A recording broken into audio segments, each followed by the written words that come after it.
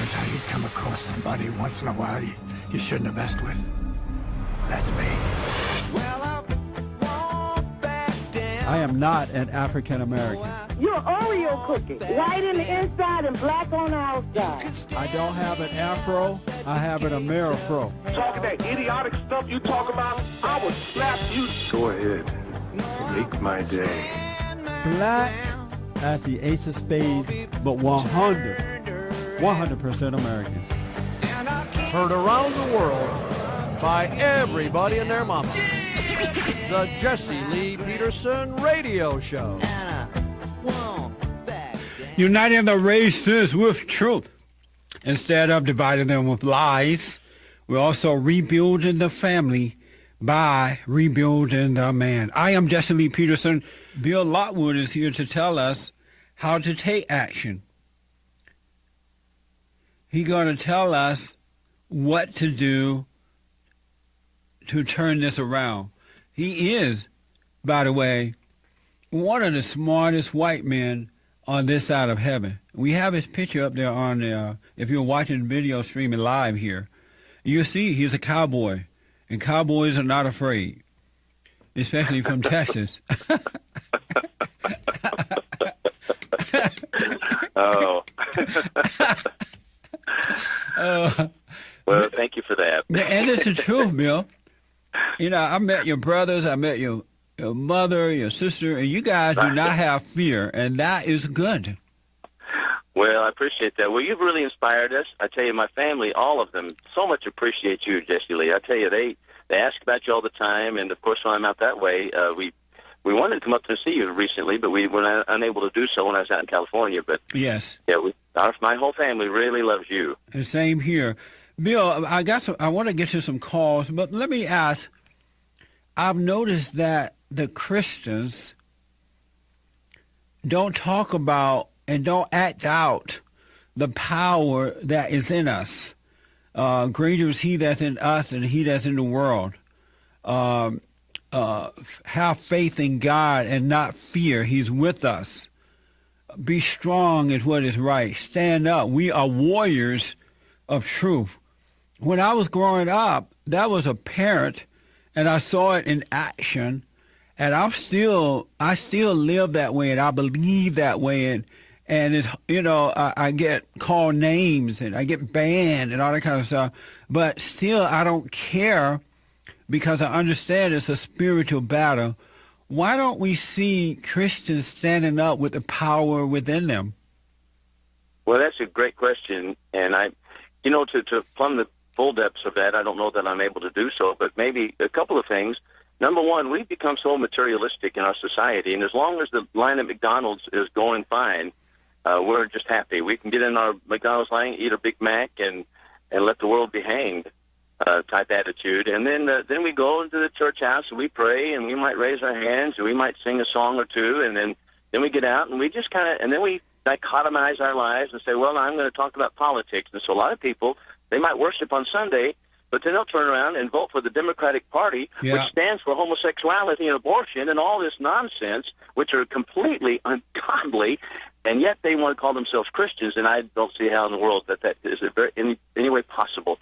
So we just love to have it so. I think just like Old Testament Israel, we love the lies, and we love to have them told to us. I noticed, too, that if a man or a woman of God should stand up with authority and power and just absolutely speak the truth and take action, many in the church would turn against them, as the sinners, will. The Christians turn against those people as well. Right. But, we've kind of taken the attack. A lot of Christians have said, you know what, if it deals with such things as the abortion policy or homosexual marriages in this country, then that's politics, and I have been told by the government to goose-step to this idea that I can't touch on the field of politics with my religious belief. Nonsense. They are trampling over us with hobnail boots. Yes. And our religion, our Christianity, must speak to every area of life, including my voting in the ballot box. I had I have several conservative members of my church, but one of the ladies told me the other day that she and her husband are just frustrated because they belong to a conservative club, and they've been trying to encourage the people to stand up and fight back, and they've been told, "Oh, you're overreacting. You're taking it too far. We don't need to do this," and they're feeling frustrated that the members of this conservative club will not take a stand. Right, and that's happening everywhere. I have a good friend in Alabama who is part of the Fish and Wildlife Service, and during this recent shutdown, he's a white man who was one of the regional directors, and he was furloughed for a period of time.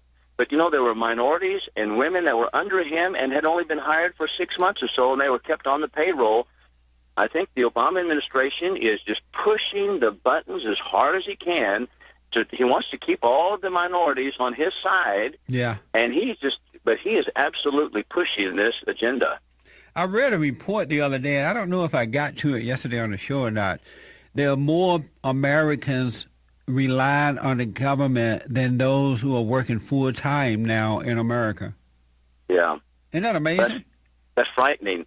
That's frightening. We've crossed the tipping point, and the truth of the matter is, once we have incorporated those unconstitutional programs of redistributing wealth from one person to another person, there's really no stopping it. And anybody who wants to just take it on to its natural conclusion, such as Obama, is going to do that, and that's precisely what he's doing. Bill, what can we do at this point?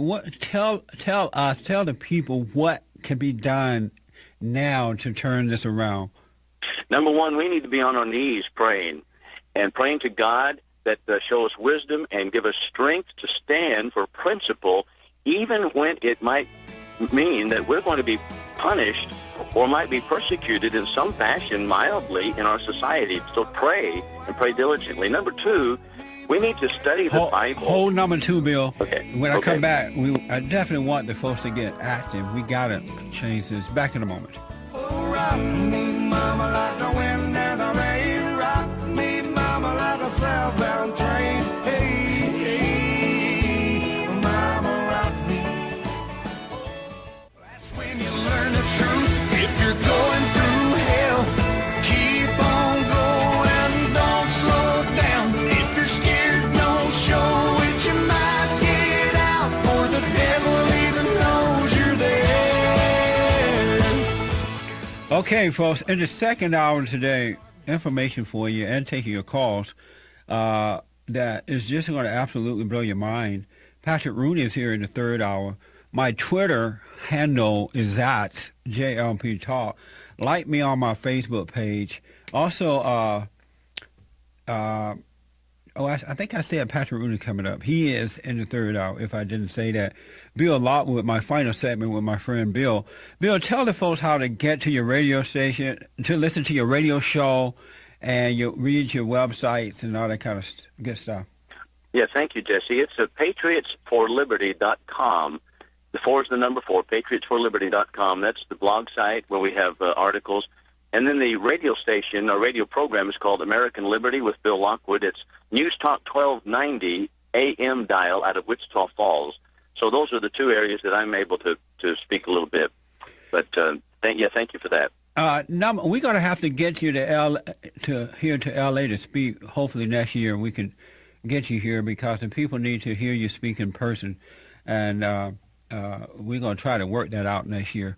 But, Bill, let me go with number 2 as to what people can do to take action and start turning things around. Well, number 2, we need to recognize that it is our obligation before God, as spokesman of God, to speak out against the ungodliness going on from Washington, D.C. down, beginning at the White House. Remember, Micaiah in 1 Kings chapter 22 was in prison, and Jehoshaphat, the king of Judah, was conspiring with Ahab, the king of Israel, to go to war at Ramoth-Gilead. And Jehoshaphat said, is there not a prophet of God here besides that we can ask him what to do? And Ahab made this statement. He says, yes, there is a man, Micaiah, but I hate him because he never speaks good of me, only evil. Well, our people today, or people in America today, ask the question, well, what was he doing talking about the king? Why was he preaching against the king? We need more Micaiahs who stand up and speak and say this is right and this is wrong. And then number 3, we need to get hold of our representatives, local representatives at the Congress, and tell them, demand to them to put impeachment proceedings on this president and to get to the bottom of some of these scandals. Yeah. That's the only way we're going to do it. Call the office. That's right.